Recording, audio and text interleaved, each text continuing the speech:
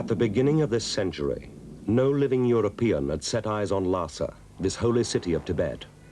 Tibet was a forbidden land.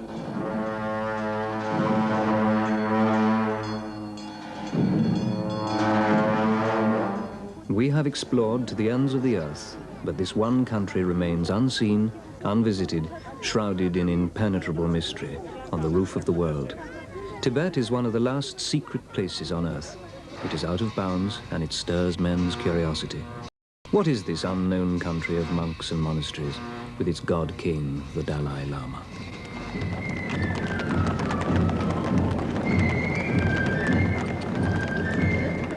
This film tells the story of the unveiling of Tibet.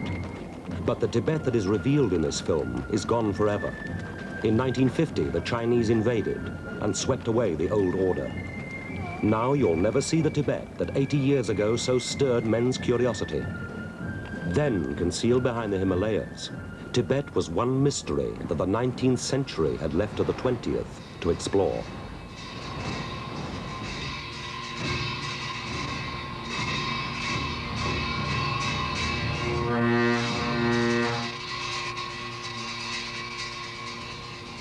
In 1900, the Himalayas mark the northern border of the British Indian Empire.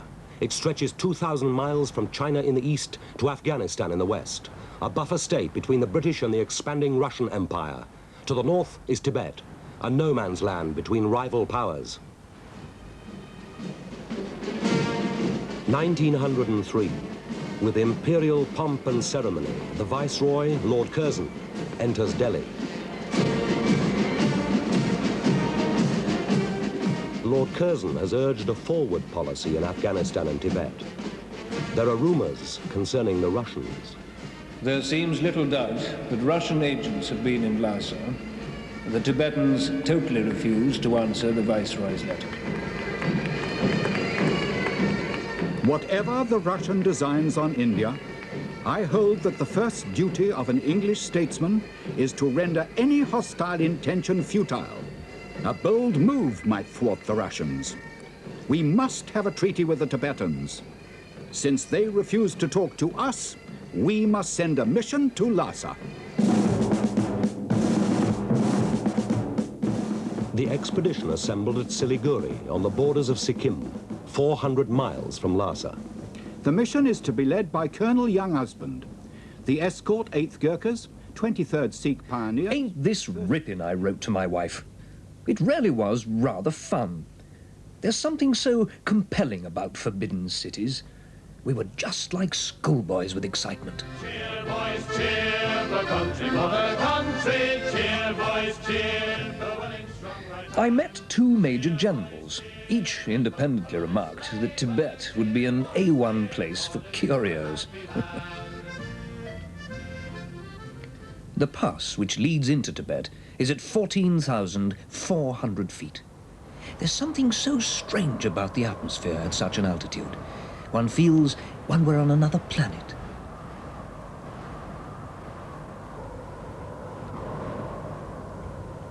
The Tibetans had built a wall right across our line of march. Our orders were to advance to Lhasa, to negotiate a treaty but avoid a battle. Theirs, they said, to avoid a battle but oppose our advance. It was absurd. We marched right up to their wall and started to wrest their muskets from them. The situation was very tense.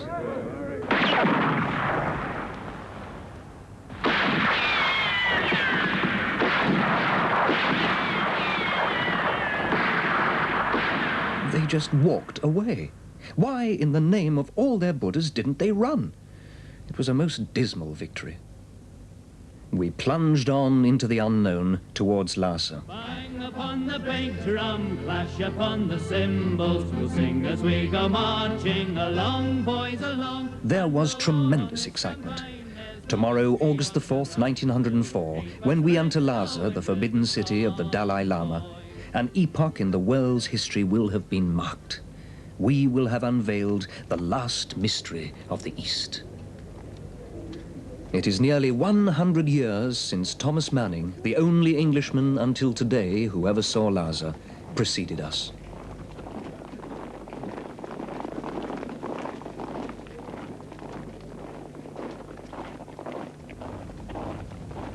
We found the city squalid and filthy, medieval. It must have been the same for centuries.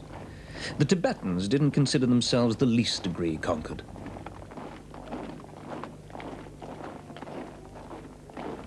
And above all this, the Potala, the abode of the Dalai Lama. That frowning cliff of 1,000 sightless windows and hidden corridors. It captured and held the imagination. The lamas behind those blind walls, invoking the aid of their magic to overthrow the intruders who had destroyed the inviolability of their sacred place. The Dalai Lama had achieved the impossible, vanished, been spirited into the air. His flight was really a secret. It added fearfully to the mystery of the place. For 2 months, we were in Lhasa attempting to find an official who, in the absence of the Dalai Lama, would agree terms. We wanted the Tibetans to have no dealings with any foreign power, i.e. the Russians, without first consulting us. That was the crux of the matter. Eventually, someone was found to sign the treaty. On October the 6th, 1904, the British marched out. The veil had been briefly drawn aside, but the air of mystery about the Forbidden City remained. Now, for nearly 20 years, no European was to go beyond Gyansi, halfway to Lhasa, where, under the terms of the treaty, a British trade agency was established.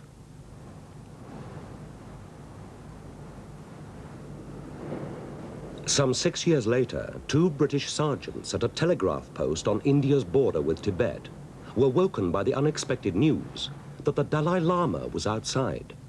He had fled this time from invading Chinese, who claimed Tibet to be part of China. The Dalai Lama was escorted into India.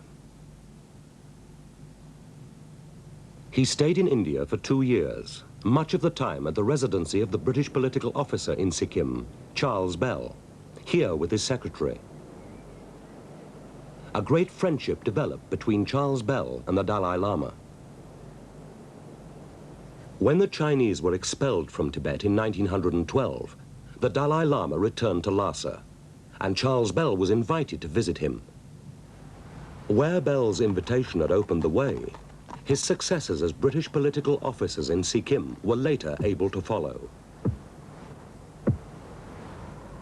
When, in 1932, another political officer in Sikkim, a Major Weir and his wife, went to Lhasa for this, their second visit, they took with them their daughter, Joan Mary. I was only 19 at the time, so you can imagine it was the most thrilling thing that could possibly happen. To actually go, have a chance to go to Lhasa, the Forbidden City. The journey took about 3 weeks, and the exciting thing was it was a place nobody else went to. The very inaccessibility of Tibet was part of its allure. There was only this one route to Lhasa. Yaks and mules the only transport possible across the Himalayas onto the high plateau of Tibet. It was the same route that young husband had taken nearly 30 years earlier.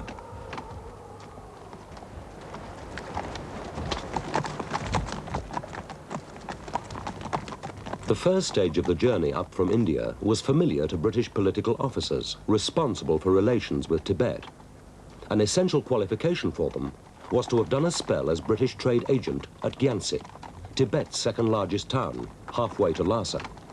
But even the political officers could not go much beyond Gyansi without a special invitation from Lhasa.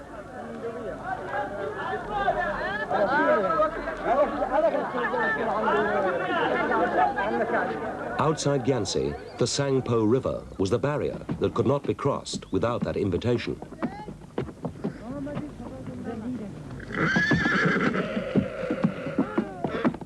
Since the Russian Revolution, the Russian threat to India, real or imaginary, had faded.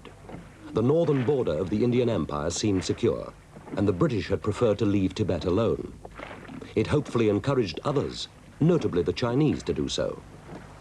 Bell had waited 8 years before being allowed to accept his invitation to visit the Dalai Lama. But in 1932, Tibet was having trouble with the Chinese on our eastern border. Major Weir had succeeded in getting himself invited up to Lhasa to help find a solution. Britain was anxious to maintain good relations with both China and Tibet.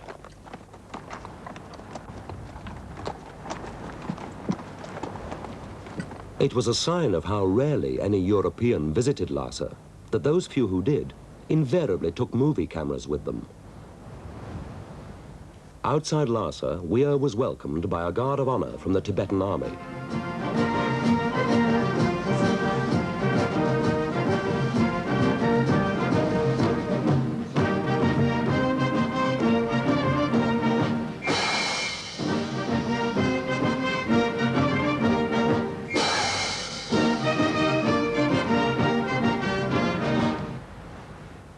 The first duty of the political officers on arriving at Lhasa was to visit the Dalai Lama, the mysterious god-king of Tibet. He could be quite worldly, as the wife of Weir's successor recalls. He got down from his throne and had 2 chairs brought in, and he and I sat together. And we went on eating fresh peaches, whilst Derek showed him Charlie Chaplin. And then we just sat and talked. But it was all quite informal. What impressed me were his ears. They're so huge. And he had piercing eyes. He never missed a trick. And he had very long fingernails. You know, you felt him inspired you with something, only to be in his presence. In 1935, 2 years later, the Williamsons went again to Lhasa, accompanied by a Dr. Guthrie. The 13th Dalai Lama had died the previous year.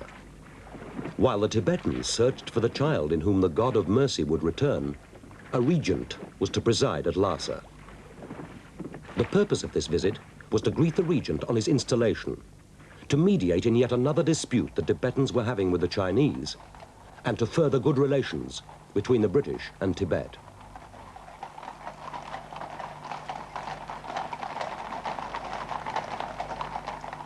The Potala, every time you saw it, it always impressed you.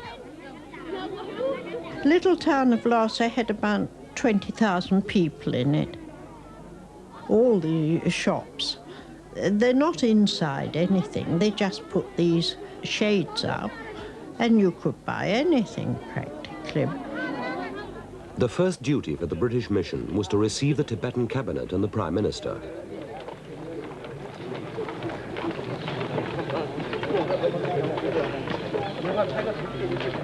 And then after that we had a children's party. There'd never been one in Lhasa before, and they thoroughly enjoyed that. And they had all these races, egg and spoon, and data races, sack races. And Dingsha, he was head of the police, a big man. He came and helped. We also gave a firework party, and that was a roaring success. And we had the Catherine wheels and the rockets and, you know, the things that blazed and bangs. And, well, of course, it had never been heard of up there before. It was part of the mission to visit the monasteries, particularly Drepung, where there were reputed to be 7,700 monks. Most of them had to keep to their rooms in case they got out of hand, a curiosity. It was about a mile from the road and really looked like either Malta or the Riviera. It was so big, it had 4 colleges, and we went through them all, and the kitchens.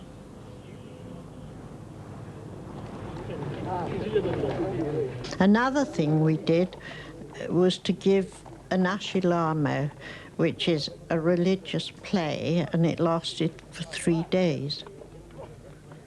We had the Prime Minister and the Cabinet, all the different ranks of officials.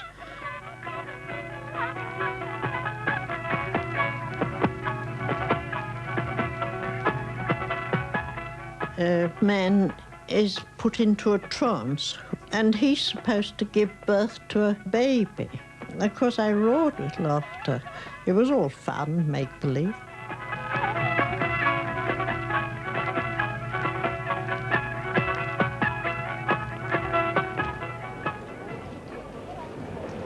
After the Williamsons had been nearly 2 months in Lhasa, the regent finally arrived from the monastery of Retting, 60 miles from Lhasa.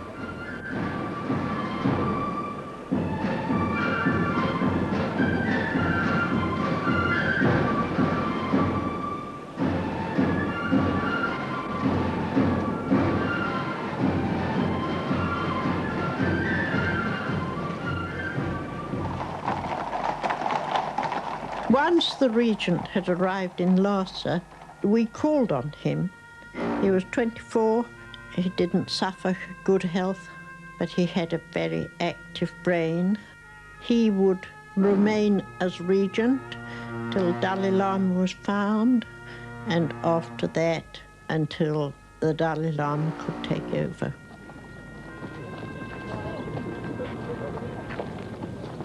Frederick Williamson had been ill for some time. He died in Lhasa. To continue his work, another mission went to Lhasa the following year. It was led by Basil Gould, who had succeeded Williamson as political officer in Sikkim. We were a large party. Philip Neame, VC, came to give the Tibetan government such advice as they might need on military matters. And Hugh Richardson, on my right here, came on with us up to Lhasa. I'd known Sir Basil Gould in the Northwest Frontier, and he knew I was interested in Tibet, and he very kindly sent for me as his assistant political officer. Well, the purpose was the same, basically, as all the preceding missions, but had a sharper intention because after the death of the 13th Dalai Lama, the Chinese had managed to get a small mission into Lhasa, and there seemed no good reason why we should leave them holding the field. When Sir Basil Gould found he had to go back to his post in Sikkim, he simply informed the Tibetan government that I would be staying on to deal with outstanding questions. And the Chinese didn't go, and we didn't go. Nobody had really been in Lhasa for so long, and we had to find out who was important and who was friendly, and to get to know how the Tibetans thought and how they lived. Tibetan society were always conscious that it had two aspects. One was the layman and the other was the monk. And the monks were the most important part of it. Well, Lhasa as a town was essentially a small medieval city. It was also comparable with the Middle Ages in the way that pilgrimage was extremely important.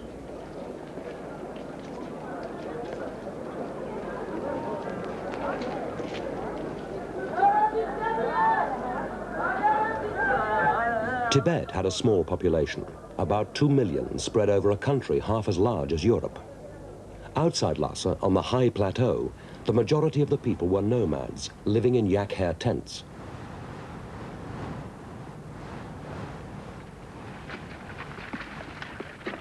Much of Tibet was at an altitude of 14,000 feet, the land bare and barren. At lower levels, though, good crops of barley were grown in the river valleys by peasant farmers. For all the people of Tibet, Lhasa was very much the heart of the country. Lhasa was the heart and soul of Tibet. The whole government was centered there, apart from district officers in remote parts, and it was, and had been for centuries, the center of religion.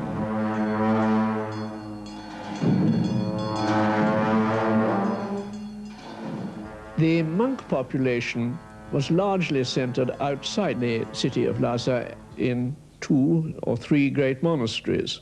The biggest of them had up to 10,000 monks and contained large temples and assembly halls and colleges for the monks to live in.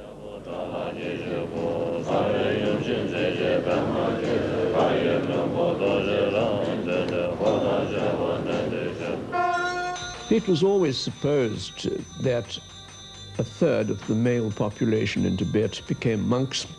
It was possible to be chosen to enter a monastery from the age of 5 or 6.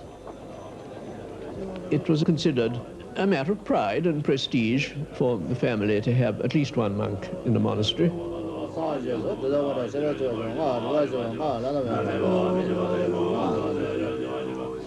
They were trained in the reading of religious texts, and a very important activity was debating religious problems of great complexity. And they would meet in little parks attached to the monastery and spend hours in a rather formalized form of debating and discussion.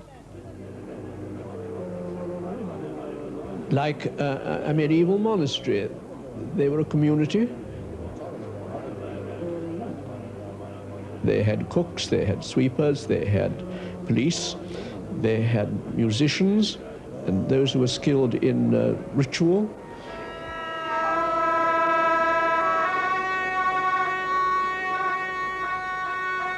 Monks also held an important place in government.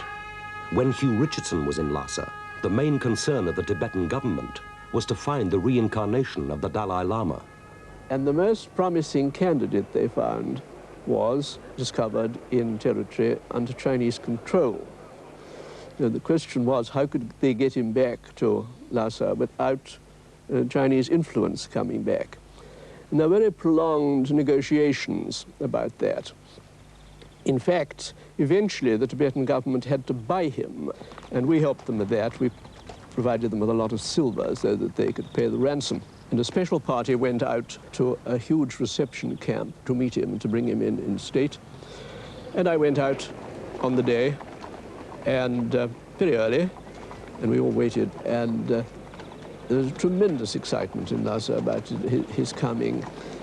It took a very long time, and this was a very small boy. He was under 5 when he arrived. He behaved with the most superb composure. The formal installation in the Potala didn't take place until the next year, early the next year, when Sir Basil Gould came on a special mission for the purpose with proper presents for the occasion. No European had ever before been present in Lhasa at the installation of a Dalai Lama. In the audience hall, the column of those seeking a blessing was held back. All seemed to be aware that they were in the presence of a presence. He was seated in the gloom, high on his throne, cross-legged in the attitude of Buddha. A white scarf was placed around my neck, and 2 small, cool hands laid steadily on my head. And so the brief audience ended. Our gifts were presented to the monks who had charge of the Dalai Lama, and within minutes the Dalai Lama's 8-year-old brother was on the spot to find out how everything worked. 8 days after our audience, a mile-long rout of color assembled to escort the Dalai Lama from the Norbulinka Summer Palace to the Potala. Well, I think we'd known before we went to Lhasa that everybody who'd been there before had found the Tibetans very good company indeed, very hospitable and good-mannered. We used to have large garden parties in which officials came with their wives and their children, and we gave them a large lunch and usually a cinema show and played games in the garden. When one's first exposure to Tibet, you had a sense of wonderment and excitement, which gave way to the understanding that you were living in a very well-ordered society. It was medieval, and it was deliberately so, in a way, deliberately undeveloped materially. Spiritually and in general intelligence, it was highly developed. The British in India regarded Tibet as a very convenient buffer between themselves and China. The frontier was virtually unmanned. They didn't need to have any defenses on the frontier. There was no danger of invasion or hostile forces of any sort along the whole of that long frontier from Ladakh all the way to Assam. The Chinese, however, had always considered Tibet to be part of China. In 1943, a new nationalist Chinese commissioner, Dr. Shen Sung Lien, came to Lhasa. He filmed his own arrival and later wrote of it. The moment you set foot in Tibet, you wonder, can this really be Shangri-La, the promised wonderland? It is bleak and barren, wrapped in silence.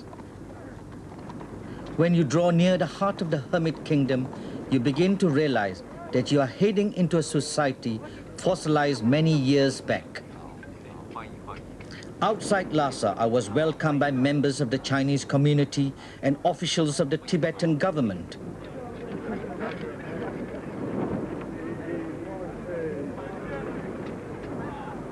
I had been charged to keep open the caravan route to war-torn China, to counter British influence and to strengthen the ties between China and Tibet.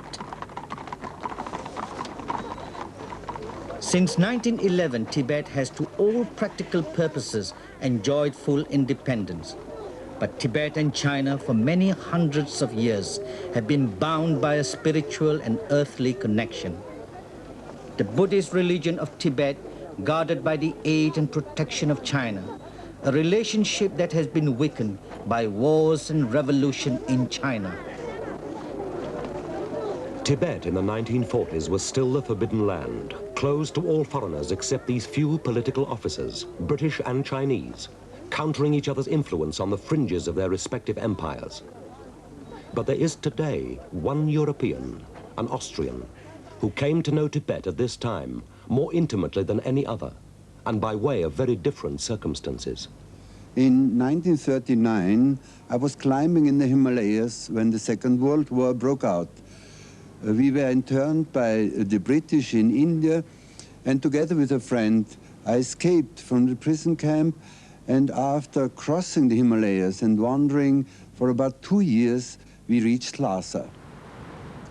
It was January the 15th, 1946, when we for the first time saw the gleaming golden roofs of the Potala. We felt inclined kneeling down on our knees like the Tibetan pilgrims do when they for the first time see this holy palace of the Dalai Lama. It was late in the afternoon when we reached this famous western gate. We walked just through together with all the other pilgrims, with the merchants, with farmers, with caravans, with donkeys bringing loads into Lhasa. We had read so much about this holy city. It was forbidden. The whole country was forbidden. And now we had reached the dream of our lives. Some years after he left Lhasa, Heinrich Harrer wrote the story of his 7 years in Tibet. To this day, I can find no words to express how overwhelming were our sensations. Our minds, exhausted by hardship, could not absorb the shock of so many and such powerful impressions. Lhasa, it was like some forgotten fairy tale of the East. Nobody stopped us or bothered us. We realized that no one, not even a European, was suspect because no one had ever before come to Lhasa without a pass.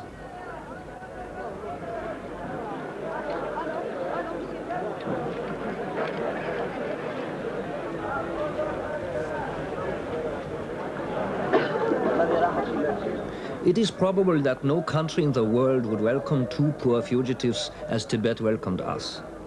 The world we had come from was still at war, half Europe was in ruins, and our country was going through hard times. We had nowhere else to go. After the initial furor of our unexpected arrival in Lhasa, we were invited to stay at the house of the famous Sarong. Sarong, a former cabinet minister, was now in charge of the Lhasa Mint. His was a large house with a beautiful garden. Everyone wanted to see us. We were the talk of the town and had a constant stream of visitors, many of whom became good friends. I was to live in Lhasa for 5 years and became an employee of the Tibetan government. Among our visitors were many highly placed monks who courteously brought gifts. I got to know many of them well when I later became a friend of the young Dalai Lama. The Dalai Lama, the living Buddha, a child, but the heart of the concentrated faith of thousands. In the spring, he would leave the Potala in a gorgeous procession for the summer palace. It marked the beginning of the warm season. Pilgrims from the remotest parts of Tibet would undergo countless hardships in order to witness once in their lives this brilliant manifestation of their religious faith.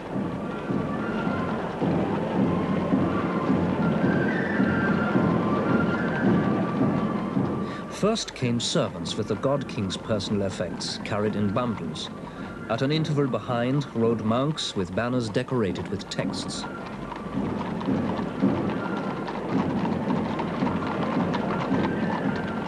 Then I heard the unmistakable sound of the British national anthem. I learned later that the bandmaster had been trained in India. High dignitaries and senior members of the God King's household, all monks with the rank of abbot, were approaching, and behind them the yellow silk-lined palanquin of the Dalai Lama himself.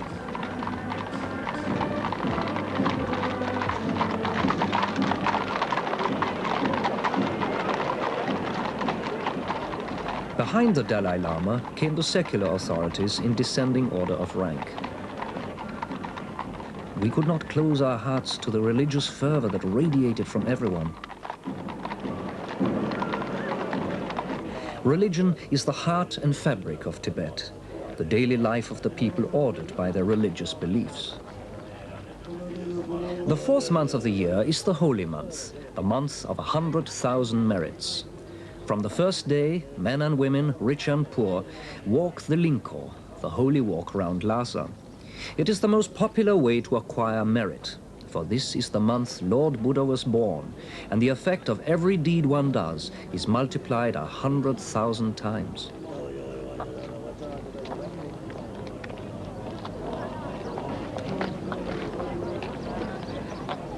In all my years in Tibet, I never met anyone who expressed the slightest doubt about the truth of Lord Buddha's teachings.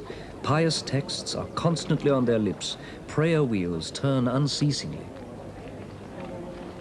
Whole families are out to walk the Lingko. Husbands, wives, children, servants, all murmuring their prayers. The more zealous ones do prostrations. They measure their full length on the ground. Others, for whom this is not enough, measure their width, the whole distance.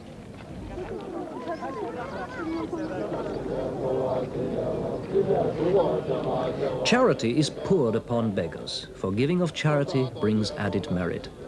Some sit beside running streams, dipping images of Buddha into the current.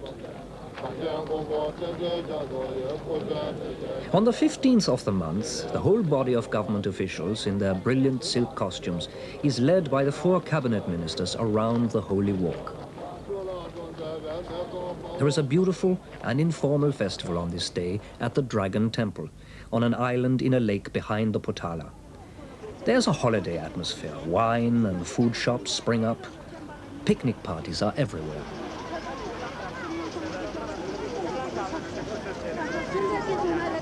The government ministers preside over a small ceremony in the Dragon Temple. Afterwards, they are rowed around the island in hide boats, and they sink 5 treasures into the lake as a dedication to the gods.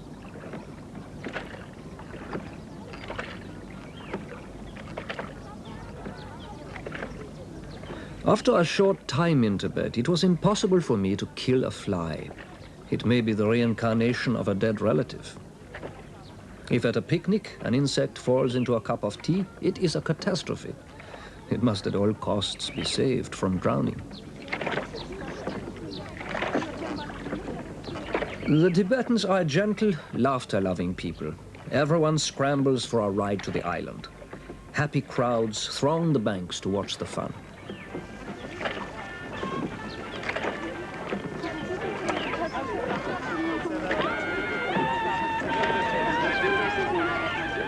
To the citified people of Lhasa, the summer means camping and picnics.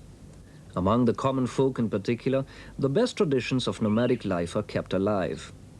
In the 5th month, they put up their tents in the groves along the Kichu River, crowding certain spots till it is like a bazaar, for a week or a fortnight or even longer.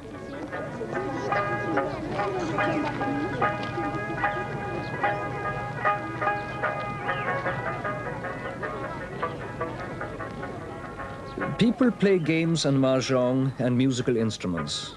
Inside the tents, parties and more games are going on with much laughter. The camping season is a time enjoyed by everyone.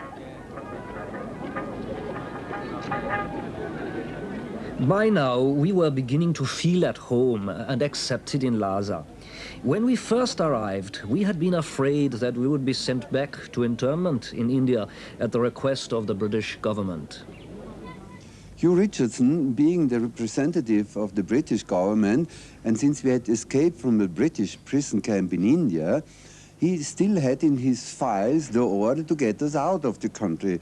Of course, India, as everybody knows, became independent country, and Richardson had to be replaced by an Indian officer. But that took another year because the Indians hadn't a proper man to replace Richardson, so he stayed on for another year. But then it was irony of fate. The man, Hugh Richardson, who had tried us to get us out of Tibet, it was we who went to the Kichu River and waved farewell to him when he had to leave Lhasa before us. All the turmoils and changes in the world had passed Tibet by. Here, life continued its obligatory course. The 7th month is the time of opera. Vast throngs of people come to see a flower show and dramatic performances given on a great stone stage in the garden of the Summer Palace. I could not but be astonished at the frankness of some of the performances. It is proof of the good humor and sanity of the people that they can make fun of their own weaknesses and even of their religious institutions.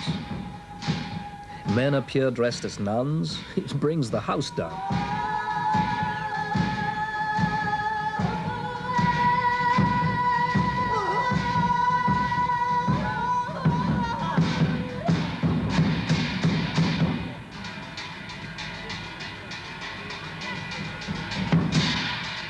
In the autumn, the Dalai Lama would return from the Noblinka with pomp and circumstance to the Potala. It marked the end of the warm season and the beginning of winter. I would feel sad for the child god who was now to be isolated in that dark and gloomy fortress, while in the town below, other children were enjoying themselves. Despite its altitude, snow is rare in Lhasa, even in winter. Winter is the time of the New Year, celebrated in Tibet by the Great Prayer Festival on the last day of the old year, the 29th day of the 12th month, which falls in our February. There is a dance drama in the stone courtyard of the eastern wing of the Potala.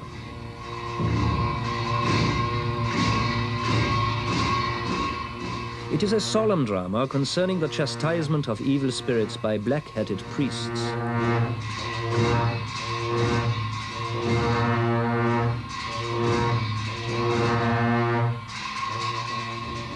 The climax of the show comes when the leading priest tosses a cup full of wine onto a picture of a demon in a boiling pot of oil.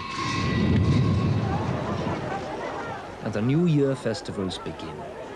Every year, a man climbs a high pole erected below the Potala to a revolving plank to amuse the vast crowds which pack the narrow streets of Lhasa for the 3-week festival. All the civil servants take part in archery competitions, a tradition dating back to Mongol times. On the 3rd day, the 20,000 monks from the great monasteries descend into Lhasa, doubling its population. It is the start of a strict and formidable regime.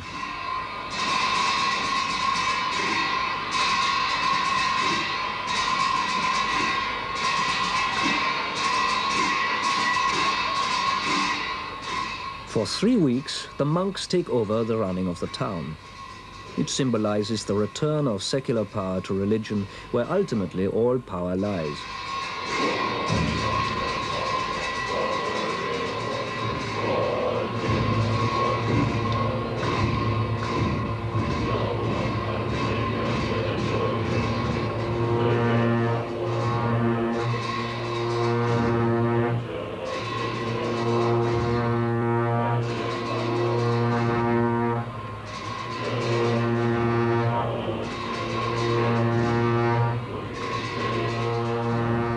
abbots of the three great monasteries proceed to the Jokang Cathedral in the center of Lhasa. There the magistrates of the city hand over their keys of office and bow before the new powers. The 15th day of the new year is one of the great days. From the windows of one of Sarong's houses overlooking the main street, we saw strange frame-like objects rising from the ground. They were for sculptures made by the monks out of butter of different colors. In the evening, there is a competition between monasteries in the production of these masterpieces, but by daybreak they will have vanished. Their destruction is to drive home the Buddhist theme that all life is transitory and has no more substance than dreams.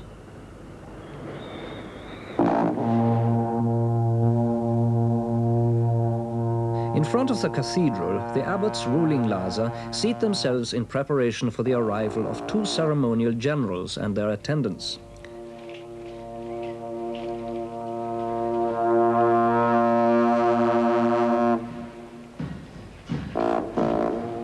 The generals lead an army of 1,000 soldiers in ancient armor.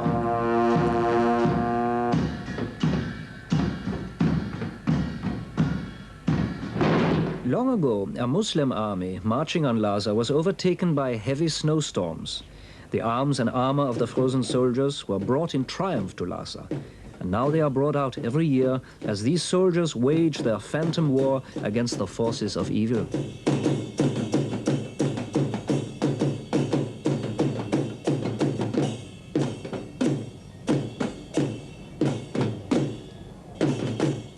The New Year ceremonies were not yet at an end. Now came an athletics gathering. This too was an important ritual that had to be performed. We watched it from the second floor of the Chinese legation. Men came out of the crowd to take each other on in wrestling bouts that had their own particular rules. There was no distinction between winners and losers. Both got a reward. Next came a weightlifting competition. The weight, a very heavy, smooth stone which must have seen hundreds of New Year festivals.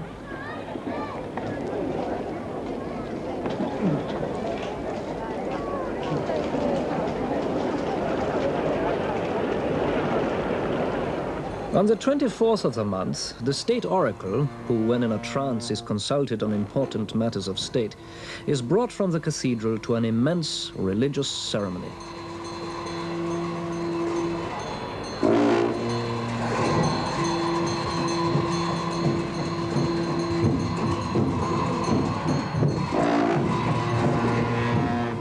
In front of the Potala, where there is a vast gathering of monks, the state oracle predicts specific events for the year to come.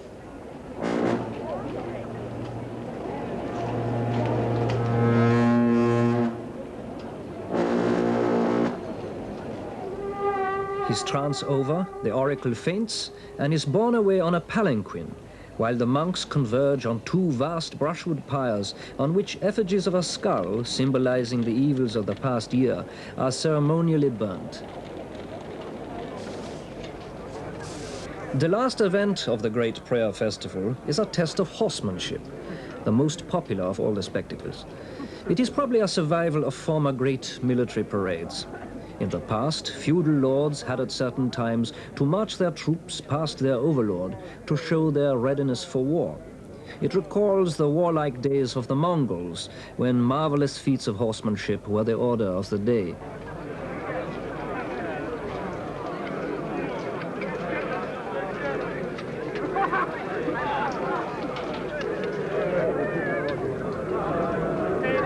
The general's assistants announce that each contingent is present and correctly attired. Then, when the competitors themselves have paid their respects to their commander, the games can begin. The great festivals are really an occasion for displaying pomp and power, and the high dignitaries know that they owe it to the people to make a good show. The common people enjoy no luxury themselves, but appreciate it in their betters. When on the last day of the festival, the four cabinet ministers exchange their costly headdresses for the red-fringed hats of their servants in order to show for a moment their equality with the people, the enthusiasm and admiration of the public knows no bounds.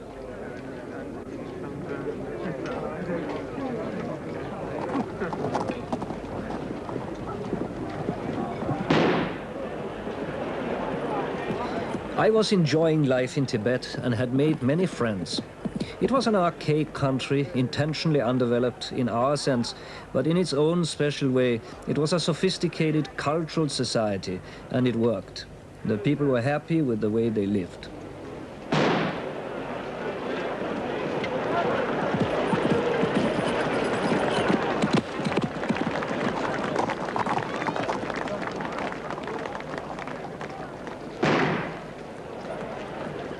These games were held each year on the open ground behind the Potala, in front of the house where in 1904 young husband had stayed. Then he and his mission were the first Europeans of the time to see Lhasa. I didn't know it then, but I, 45 years later, was to be the last European to see the old Tibet. The Chinese were about to enforce their claim that Tibet is part of China. It was about during the New Year's celebrations in 1949 that the Tibetans, and especially the government, realized the real threat of the Chinese communists. They had already conquered Xinjiang, Turkestan in the north, and even the parts bordering eastern Tibet. The Tibetans were afraid of being occupied by the Chinese. They knew, of course, that the Chinese communists will not tolerate their religion. Then one day the Tibetan government decided to expel the whole Chinese mission in Lhasa. They were complimented out with a big band of musicians and scarves around their necks. And for the Tibetans it meant that they wanted to show to the whole world that they are an independent country. I realized, of course, myself that the writing was on the wall of the old Tibet, and His Holiness the Dalai Lama said the threat is so imminent, you must leave right away. You might be the first they will take prisoner. I'd escaped from the British into Tibet, and it was certainly the last place in the world from where you had thought you would have to escape again.